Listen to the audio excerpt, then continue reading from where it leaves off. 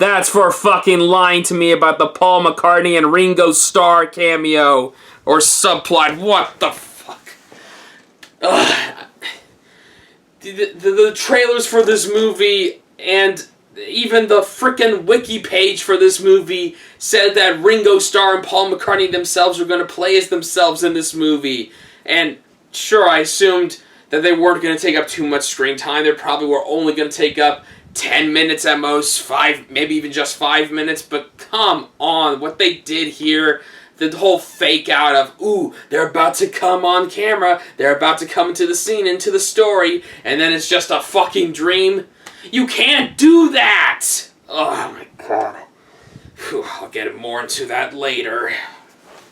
Hello everybody, I'm the Spirit Man, the embracer of human good and analyst of fiction, and as of this moment that this video is being recorded and released back to back, I just got back from the theater seeing the new hit yesterday, though it's barely a hit right now since like the budget for this movie was like $26 and it's only got $24-ish million at most. I probably misspoke something there, but yeah, I'm surprised it's not making a lot of money. I hope it makes at least a few dozen million because, I mean, it's the freaking Beatles. The Beatles, one of the most, if not the most famous bands of all time.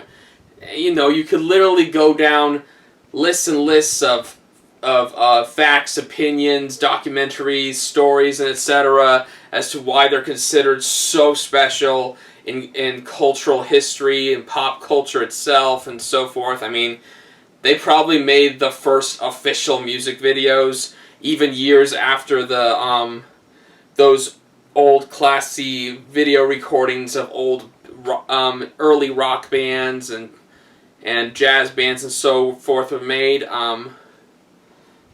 God, I mean, again, when it comes to this movie, I'm surprised that not a lot of people are going to see it and not a lot of people seem that interested. I mean, the premise itself is great.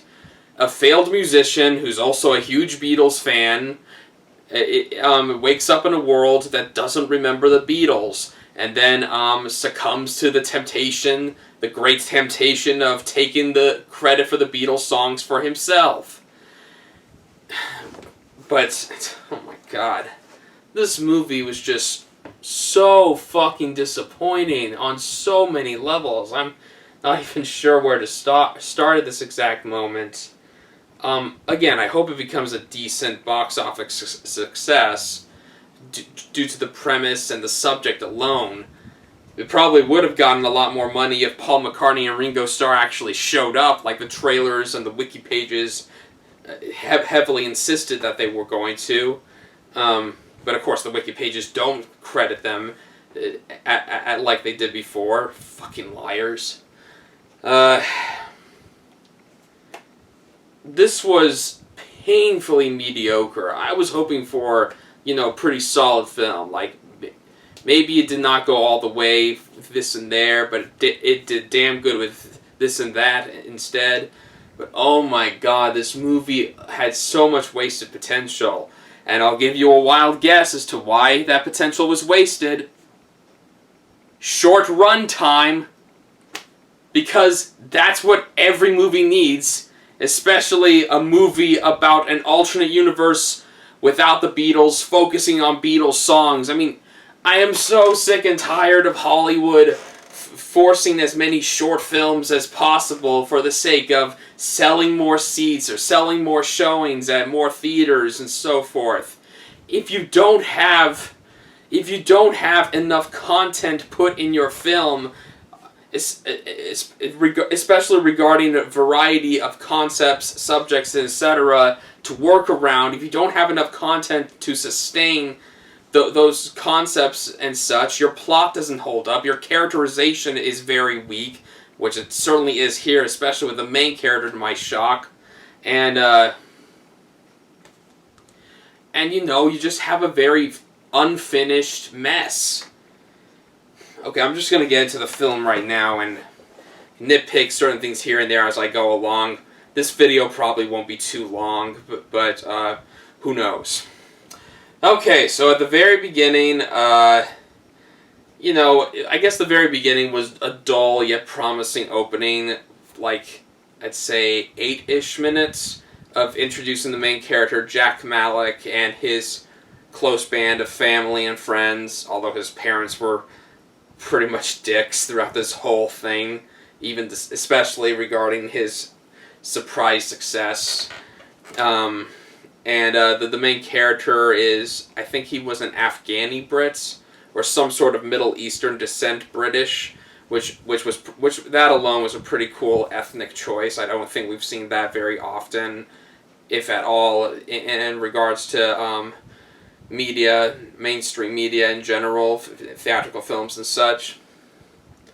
And we see like I said, he's a failed musician. The most luck he gets is performing for children at like small local events or something like that, and the children don't really care about him. The parents and adults care a little bit more, but not so much. And a good thing I will point out about the opening minutes of this film is that they do not once mention or allude to the Beatles. At least I don't think they do. I think it's just Jack performing his own music that was written specifically for this movie, for the character. And right off the bat, we do not have enough screen time. We don't have enough introductory material for this main character, his close group of friends and family, especially in regards to this best friend named, I think is nicknamed Rock, I think. I don't know. He's this pathetic slacker who always gets fired from every job he's ever had, because like that he fucks up and so forth. And we especially don't get enough introductory material with the girlfriend Ellie.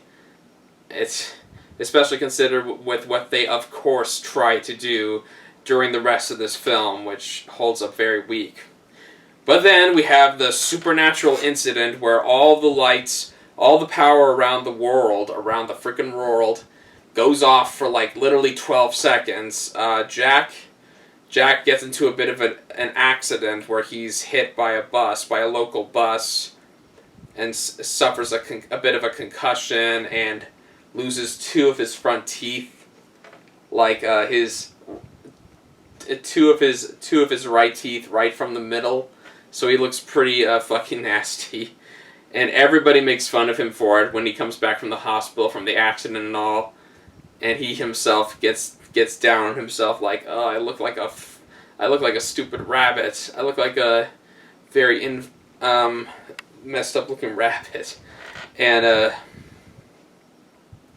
let's see. And and also just before the supernatural incident occurs, he has the talk with Ellie about, if I haven't gotten anything by now, I'm never going to. This was it. This is the end of my music career, whatever that was. And Ellie's like, no, miracles will happen. You never know when miracles will happen.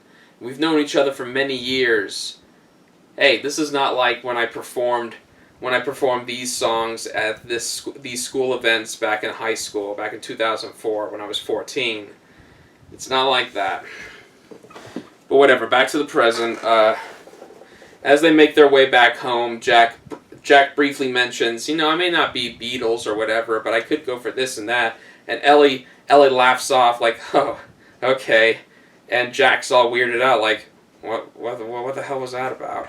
So you get the first sign of, oh, she doesn't know what he's talking about. She doesn't know who the Beatles are or whatever.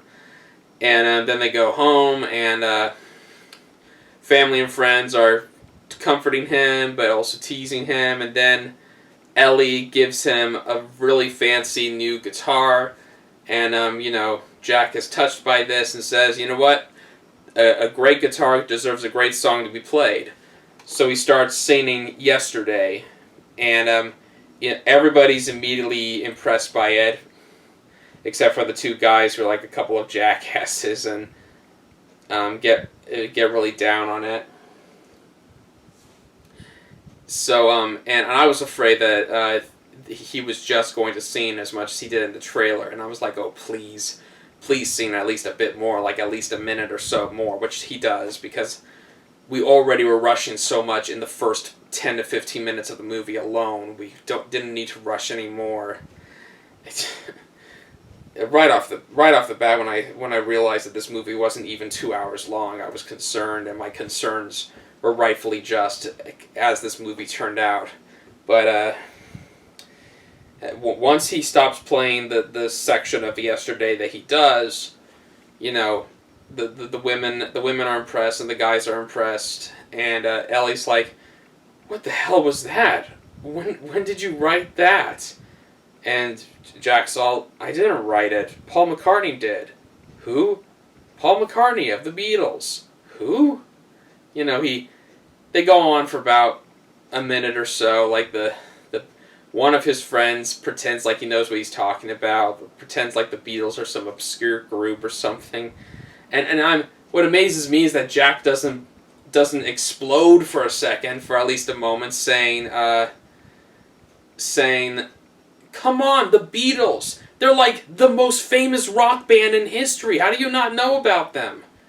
And then, sure enough, as soon as he rushes home and begins doing a bunch of extensive research trying to find anything at all about the Beatles, or their songs, or their famous albums, or whatever, and there's nothing. And he, trying to remember if Ellie tries to visit him first, or if he visits her. Like, and it's like raining, it's really raining, it's a huge storm and all, and he confirms for real, like, You genuinely don't know who the Beatles are." "No, I genuinely don't know." "Then I'm in a bit of a complicated situation." "Okay." And then, almost immediately, Jack just succumbs to the unspoken temptation. Just like that, Jack starts writing the Beatles songs, at least all the Beatles songs he remembers. He doesn't remember every single one, not even every single most famous song. He can't remember all the lyrics. And he starts showing them to his family and friends, and takes credit for them. I'm like, seriously? Just like that? Like, there's no hesitation? You just decide, hey, I'm the only one who remembers who the Beatles are, so I'm gonna take all the credit and fame and fortune for myself. Like, what a fucking asshole! I mean, if he's such a big fan of the Beatles as this movie tries to make him out to be, then he should know right away the dilemma he has here. He can choose to do the messed up thing of taking credit, or to just remember the Beatles in his own way. And not plagiarize them. It's freaking plagiarism what he's doing, despite the cosmic forces at work here. And we also learn, I'm gonna say this right now. We also learn later in the movie that apparently the Beatles are not the only things that no longer exist. Like, Coca-Cola no longer exists, which is funny because I was drinking a Coca-Cola at dinner a while ago, and it's all about Pepsi, and cigarettes don't exist, and something else doesn't exist, but I'll get to that at the end of the vlog here.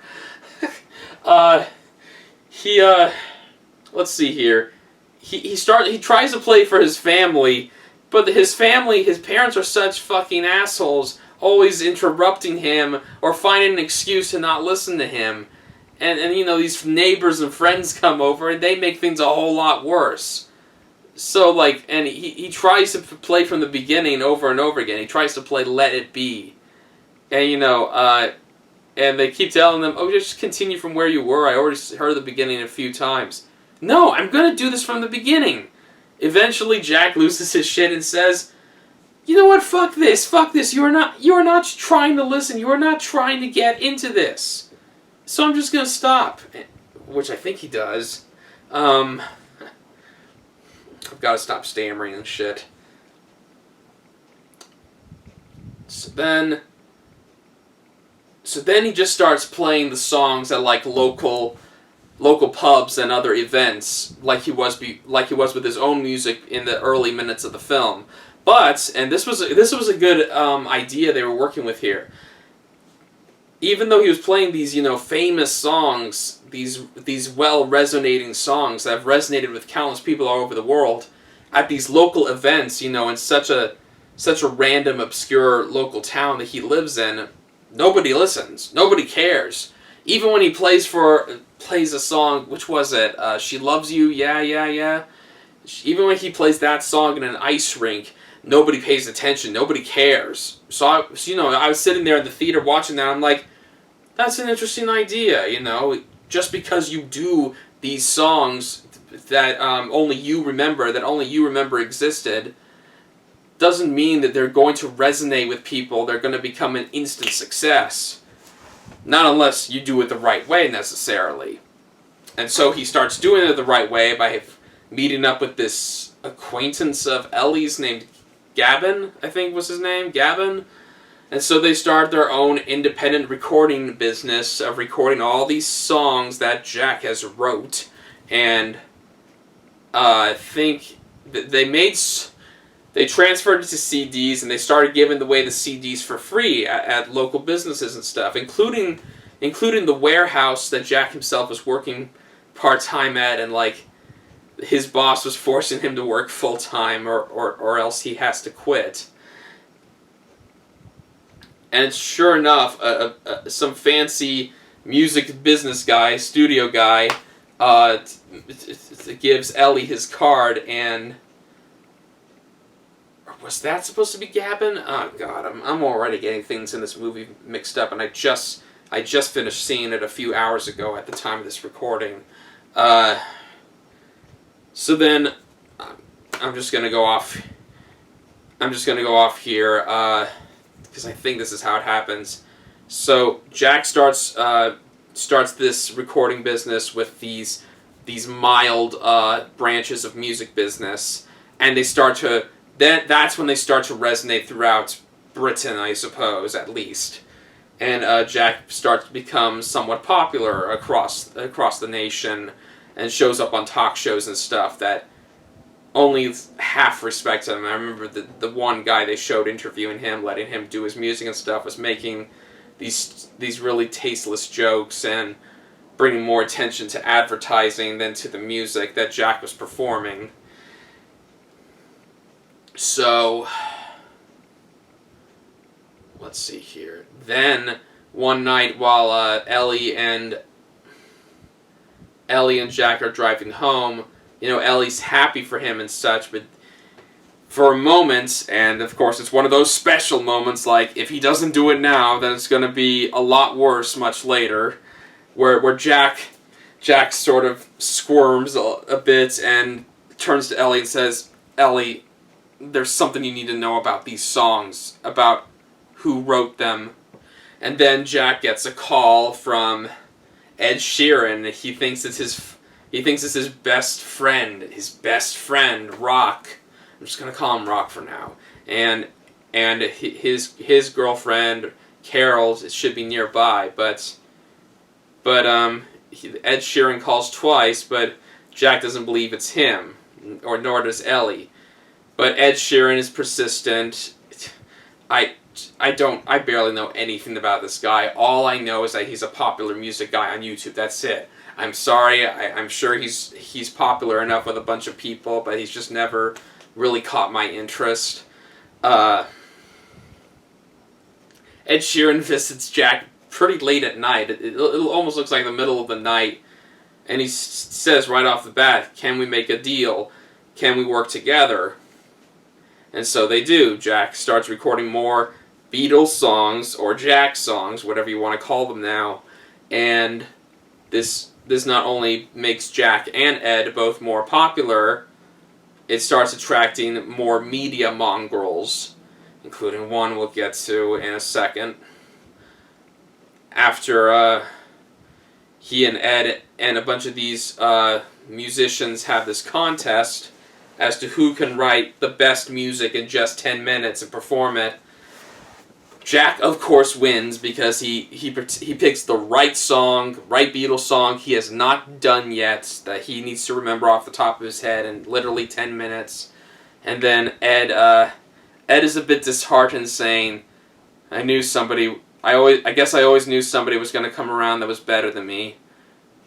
So thanks, Jack, because that was one of the best songs I've ever heard in my life. And Jack seems a bit sorry at first. It's a bit late to be sorry, since this guy has been a bit of an asshole throughout most of this film's runtime, and we're not even 45 minutes in at this point. And then we have Deborah Hammer, aka Shameless Kate McKinnon character. Oh my god, Kate McKinnon, what the fuck? Every second she was on screen, I literally wanted to punch her, or curse her out, or just tell her to fuck off, because it's so obvious what they're trying to do with this character, what they're trying to exploit with this character, if I'm even using that right. Because every second she's on screen, she makes it painfully obvious she is literally just the money-grubbing bitch who wants to exploit this magnificent talent to the fullest. And she's one of the only persons in the world who recognizes such songs and popularity as the beginning of an absolute talent. And she makes it clear, literally from the moment she meets Jack, you're gonna make a ton of money. We're gonna make the most of it. I'm gonna make a lot myself, and I don't care about your personal feelings. And I'm like that. I'm like, what a fucking bitch. And Jack, like a complete moron, just accepts because she was supposedly the manager of Ed Sheeran, even though she never showed up or was referenced before this scene. And it makes no common or logical sense why Jack would actually work with this bitchy producer character. One that makes it painfully obvious for every second she's on screen what kind of horrible person she is. It's not a good character. It is a very badly written and annoying character. She, near the end of the movie, when shit really goes down, she literally calls out, "In the name of money, stop! In the name of money, stop!" Who the fuck talks like this? Who the fuck thought this was a good thing to write in your script? I wouldn't be surprised if Kate McKinnon herself wrote this stupid shit in, and the most I know about Kate McKinnon, apart from the numerous film deals she's had in the past 5 years alone, is all of her SNL skits and characters that have made her a media sensation, at least on the internet. I do not know enough about her to fully judge or criticize exactly how her character holds up here. Where even to me, she's just such a pandering piece of shit, insufferable piece of shit to put up with. If I could remember every last painful detail about why this character is so insufferable, I could, but I won't. I'm just gonna go on with the story. Sure enough, Jack becomes more popular than ever. We're like almost an hour in, like this and that happens. I don't remember the exact details, but some of them had to do with Kate McKinnon's character, Debbie, being a complete horrible woman, and Jack, of course, just submitting to her every wish, just for the hell of it, just for the sake of becoming as famous and rich as possible, and his parents become a couple of dickweeds who are only caught up in the whole fame, glory and fortune thing with their son, who was a total loser before now. And, as we come to this midpoint, like about an hour in, Jack just becomes a very, I wouldn't necessarily say a very unlikable character.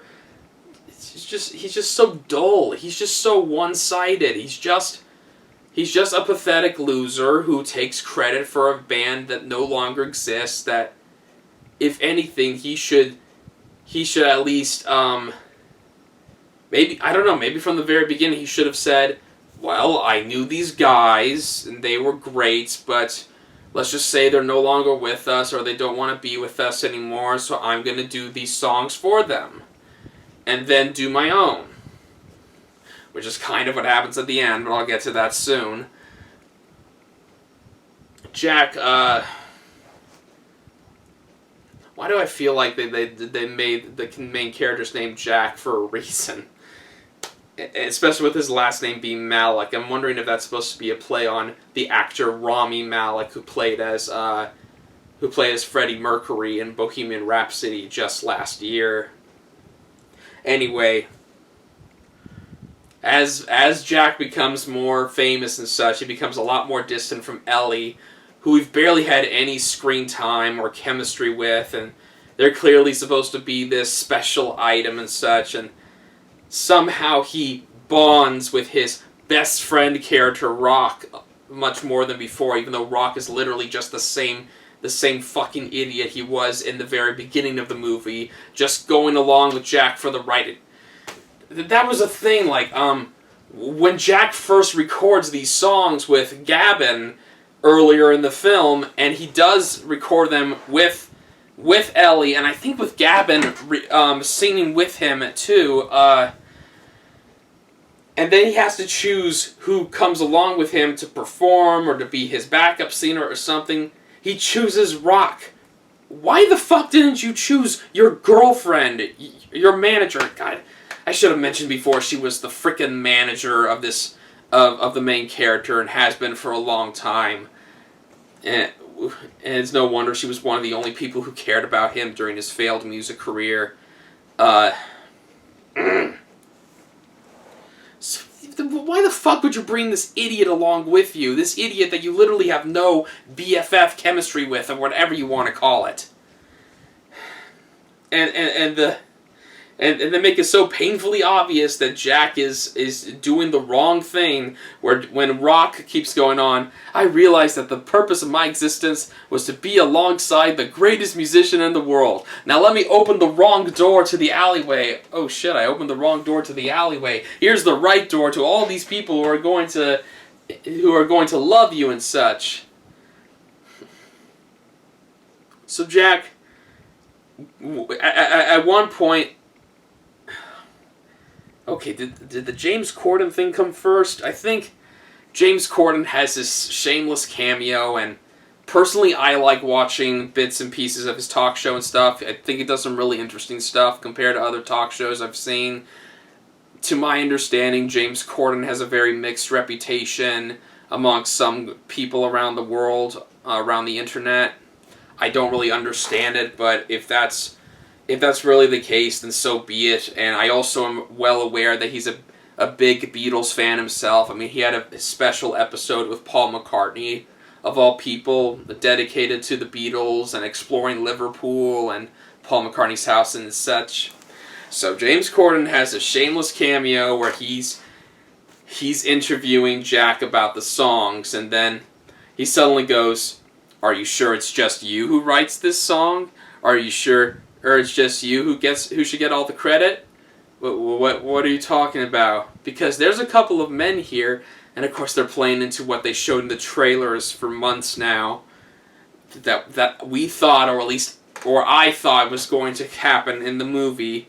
There are a couple of people here who say all the songs you've made are songs that they produced, and it's from a band that they were in called the Beatles. So let's see how this plays out. Here is Paul McCartney and Ringo Starr, and just like in the trailer, we see these unseen figures, these shadowy figures with long legs, and one of them is not wearing shoes and the other is wearing fancy shoes, and then Jack wakes up from a dream. The moment I saw that, I just went, fuck you, fuck you, fuck you, fuck you. Like, I thought this was supposed to play into this whole subplot of Ringo and Paul calling out Jack for his bullshit and trying to make things right, but making a bit of a dramatic scene in front of James Corden's audience, saying, "We made those songs. We're the Beatles. We were the Beatles. Why do you not remember us? What the hell happened?" And we'd have some flashbacks of Paul and Ringo, waking up in a world that doesn't remember them, like literally going, "What the fuck? What the fuck's going on?" And that would have been great. That would have been so great to have. And I don't know, maybe that was their plan initially, but they couldn't work out what they wanted to with Ringo or even Paul. And Paul's very keen on being part of promotional Beatles stuff or just Beatles media in general. But whatever, the movie continues, and we have this bit of homage to Beatles mania where when Rock and Jack arrive in Liverpool to get some inspiration, they're chased around by some fangirls and fanboys for a bit. And the reason why they're going to Liverpool is so Jack can finish remembering the lyrics to the Beatles songs he can't remember, particularly Eleanor Rigby. He keeps getting the lines mixed up, and which to my surprise is only a couple minutes long.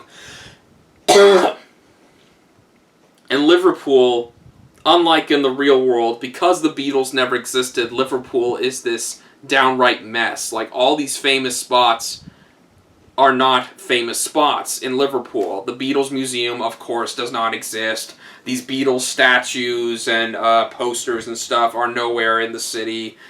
Abbey Road and other famous locations are just... Strawberry Fields is literally just this giant heap of dust. I don't know much about Strawberry Fields to understand the exact significance of that. And Penny Lane is like a very down of the mill street and all.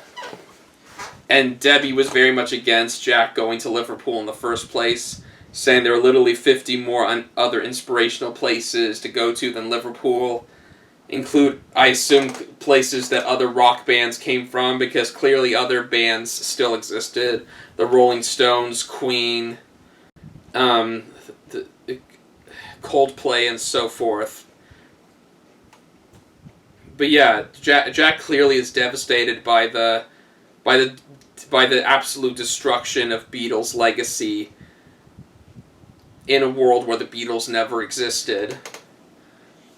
And at the same time, we see glimpses of this bearded man and this middle-aged blonde woman, like, watching Jack from the shadows, like, ooh, are they going to be the ones, whoever these characters are they going to be the ones to rub it into Jack that what he's doing is wrong? And then, Jack is like, he meets, like, all these corporate heads, like, probably the biggest meeting of corporate heads I've ever seen. There's like literally a few dozen people all circled around in this oval-shaped room, talking about how magnificent he is and this and that, making it painfully obvious that they are going to exploit this man to the fullest, and they keep clapping and clapping and clapping, and Jack literally is like, why are you clapping? Why are you clapping at everything? Stop clapping! Stop! He's literally the only one who doesn't clap. He just sits there all mesmerized by how insanely ambitious these people are at making the absolute most out of him. And of course he's gone further downhill because of it. And all these people, the main head of this group keeps telling him that all these things, that all these ideas that he has, which is of course paying homage to a bunch of famous Beatles albums and songs and such, like, it's not going to work because in this world where Beatles never existed, Beatles mania never existed, all these locations and things that Jack wants to do will not resonate with people because they never did in this world to begin with, as they did decades ago, back in the 60s and such. So Jack is forced to put up with a bunch of stupid shit that the corporate people put him through, including forcing him to change the song "Hey Jude" to literally "Hey Dude," and he just goes with it. He just goes with it just so it can be sold. Okay, now what? We're about, an hour 15 minutes into this very dull, pandering movie that I just stopped caring for at this point. There was something else. It feels like there was something else important I was forgetting. Fuck. The bearded man and the blonde, middle-aged woman. When Jack is about to perform in this large event to all these people, they meet him, but they don't really confront him per se. They don't call him out on his bullshit or anything. They just say, it's kind of an awkward conversation, if you could even call it that, where they just make it clear, we're the only other ones other than you who remembers the Beatles ever existed. Let alone that Coca-Cola used to exist, or cigarettes used to exist. Just to remind you guys. And, then they tell him, a world without the Beatles is horrible enough, but a world that doesn't know of the Beatles songs is infinitely worse. So, they're just okay with him doing this? Really? That was the build-up? I mean, they barely appeared.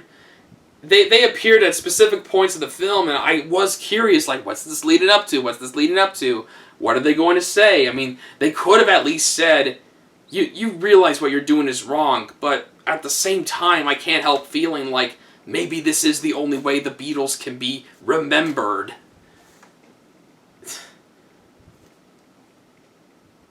But whatever, these people had that. All they had to do was say that it was good for Jack to do this, the horrible plagiaristic cosmic stuff he was doing. And worst of all, because he's gotten so distant from Ellie and their relationship was so precious, like, Ellie stops pursuing him. She briefly pursues him for romance, but then she just moves on and starts dating Gavin. Just to force in this conflict of, oh no, I got all this fame and fortune, but I may have lost the one girl, the one woman who loved me for just me, no matter how much of a miserable failure I was. If we had more screen time with this couple, if we had more characterization of Ellie and better characterization of Jack than just making him this one-sided plagiaristic prick, then I would have bought it a lot more. And when they had these couple of romance scenes and such, I was just so tired and so bored. I was sleeping through it. I was trying to stay awake because it was just not... I just did not care. And when he tries to talk to Ellie at one point in a private moment, Debbie, being the wonderful person that she is, keeps interrupting him, and then he rightfully calls out her and everyone saying, "Can't I have a moment's peace? What is so urgent? What? How am I supposed to work right if I can't get a moment's peace?" And then everyone just lets him be, at least for the time being. And then,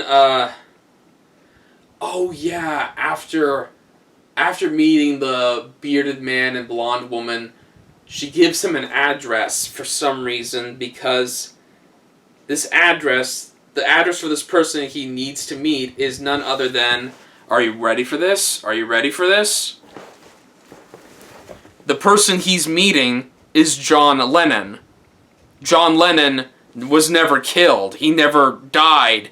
He was never assassinated. He lives peacefully on his own in a private cottage by the shore. And he, in this world, he was a failed musician. He never made it to the big times. But he still was happy, and I can't remember if he was married or whatnot. But what struck me as unbelievable is that not only has he lived a decent long life per se, but he he doesn't remember that the Beatles ever existed. He doesn't remember that he was ever a Beatle. And I can sense like a bit of controversy around this. Like, should they have really done this? Should they have made a living version of John Lennon for this kind of story and whatnot? But Jack is through his talks with this living John Lennon that finally make Jack realize what he must do. And you know, he gets a bit weepy, like, John, you made it. You made it to 78. It's so good to see you. It's such an honor to meet you. Can I hug you? Well, and John's like, well, okay, but I'm not comfortable with this.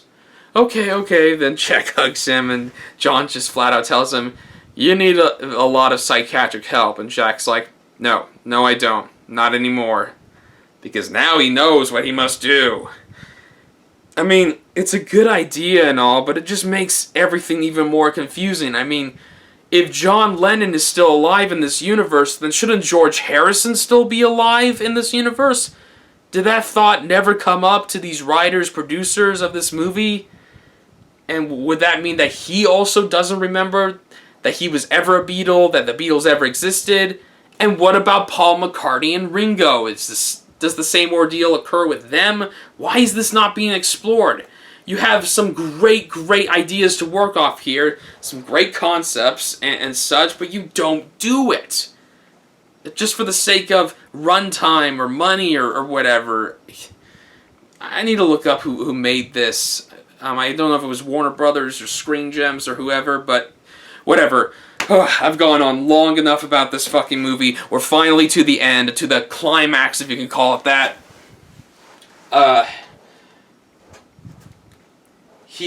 First Jack apparently he tells his best friend Rock everything that's happened, and Rock supposedly just buys it, especially considering what we have happening in this finale, where Jack performs pretty much all the Beatles songs for hours at this massive concert one last time.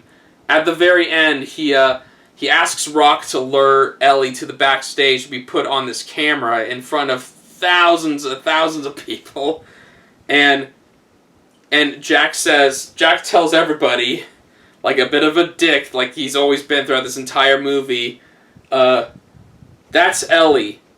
And before I made these songs, before I released these songs, she was always there for me. Always.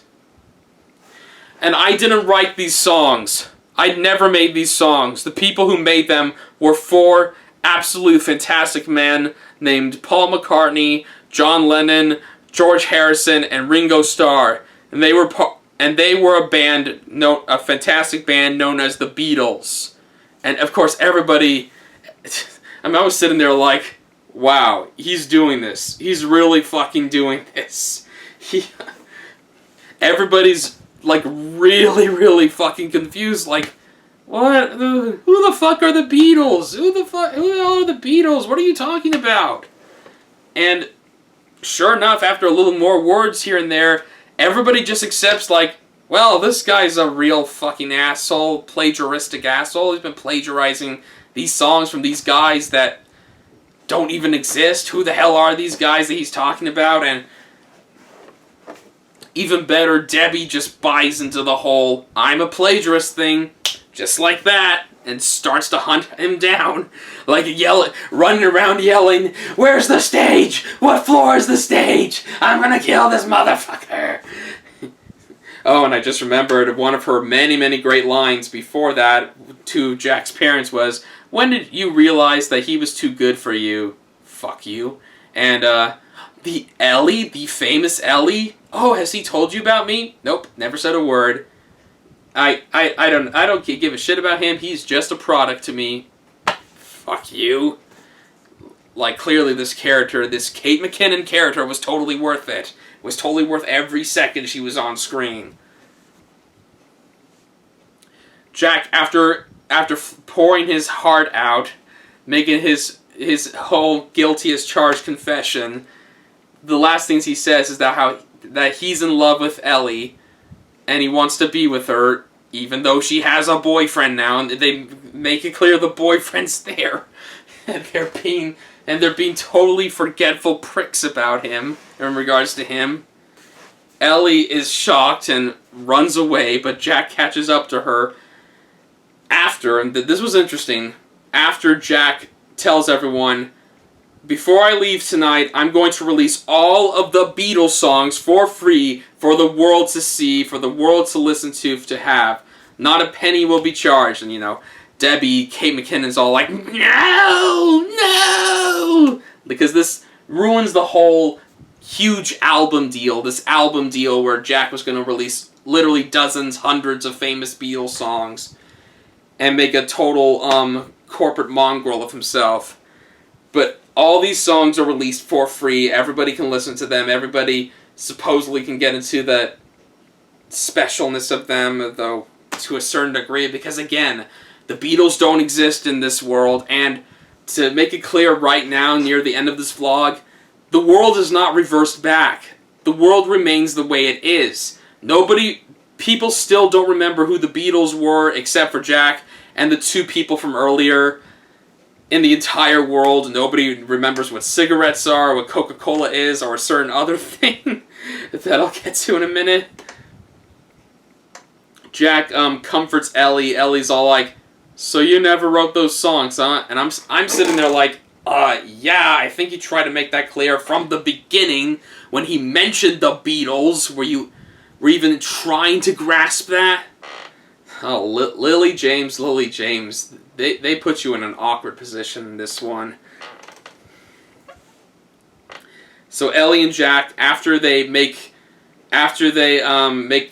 some condolences with Gavin, who is implied to start a relationship with Ellie's sister or Ellie's best friend or something, and then Rock apparently goes and does his own thing, whatever it is. After everybody's all goody-goody, everybody runs off while all these paparazzi and fans try to clobber them, and then Kay McKinnon, Debbie, runs out yelling, and then starts coming out and yelling, running, in the name of money, stop!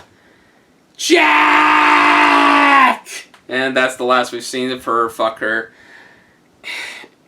And then, in the final few minutes of the movie, we see that Jack, despite his terrible infamy now, has made a better name for himself. He's performed for a bunch of audiences of children who listen to his songs, who love his songs, and then he starts to become locally famous in his own right. And sure, he has nowhere as much fame and fortune as the Beatles ever had or ever could have, but Jack and Ellie are happy and living happily, and in the end, that's all you need. All you need is love, as the Beatles have always said. And as the end credits roll, we hear the entirety of Hey Jude playing in the background with all these names and such in the foreground. And it is Hey Jude by Paul McCartney and the actual Beatles. And the movie finally ends. Oh my god. I was really looking forward to this movie, but it is such a fucking mess. It isn't long enough. Not much happens. I mean, what even happens? A guy has this unbelievable phenomenon occur to him, and he just abuses it right off the bat. Along with other things that the world doesn't... along with acknowledging other things that the world no longer remembers that he does. I totally forgot to mention this, but just before the end credits start rolling, and Jack and Ellie are living peacefully, Jack says, I feel like Harry Potter after he finally beats him Voldemort. And Ellie, hugging him and smothering him and stuff, is all like, who's that? What? Who's Harry Potter? Nobody. And she goes off, and Jack has this look of, fuck my life. And closes the curtains, because now nobody remembers Harry Potter ever existed. I guess J.K. Rowling is a total loser in this world. Imagining a world that doesn't know what Harry Potter is, let alone the British, that is fucking hilarious. Oh my god. So again, like, Jack, he just wasn't, he was just a very dull, flat character. I really didn't care for him. There were times I really didn't like him because he was not being, there was barely anything at all about him, little to nothing at all, that made me sympathize with him. He just abuses the phenomenal circumstances around him for his own personal gain. And that's not good characterization. That's excessively flawed and makes your character very unlikable. And again, we had a perfect opportunity for a subplot involving Paul and Ringo themselves, playing as themselves in this alternate world where only they remember the Beatles and all that. And we could have even had this touching thing where when Paul and Ringo realize that John and George are still alive, and they're friends with them. Why couldn't we have done that? Why couldn't we have worked around that? No, we just have to work around this this British bugger. And yeah, and it's totally worth it. Ellie was a good character. I liked her a lot more because I liked how she was trying to always look to the bright side and be positive no matter what, and no matter how more and more distant she became from her longtime best friend and potential lover. I bought the whole best friend thing between them more believable than I did with the best friend character, who was made painfully clear at the very beginning that he was literally the historical definition of moron, and they kept forcing him in there as comic relief, painful comic relief. It did not work. And Kate McKinnon, I don't think I should go on any more than I already have about Kate McKinnon's character. She was totally worthless. I mean, what I saw in the trailers was one thing, like, oh, they're kind of overdoing it here, but maybe in the actual movie they'll be a bit more clever with it. They're not. Every second she's on screen, I hated her, and I was so fucking irritated with her. And I just want her to fuck off and go find some other movie to potentially ruin, or a bunch of other SNL skits to exploit to the fullest.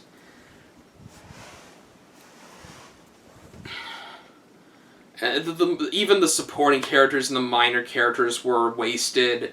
They clearly were just there just to make it painfully obvious how wrong this is, to abuse the special cosmic circumstances and all. There was just so much wasted potential for this freaking movie.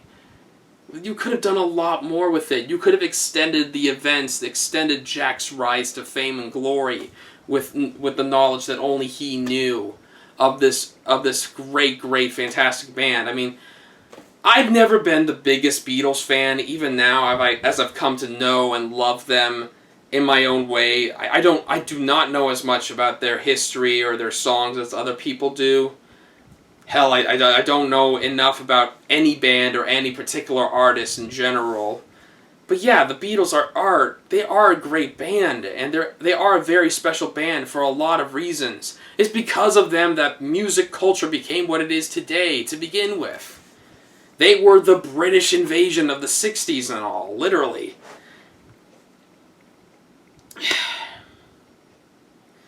I don't think I should really go on much more for this. I've already been at this for almost an hour.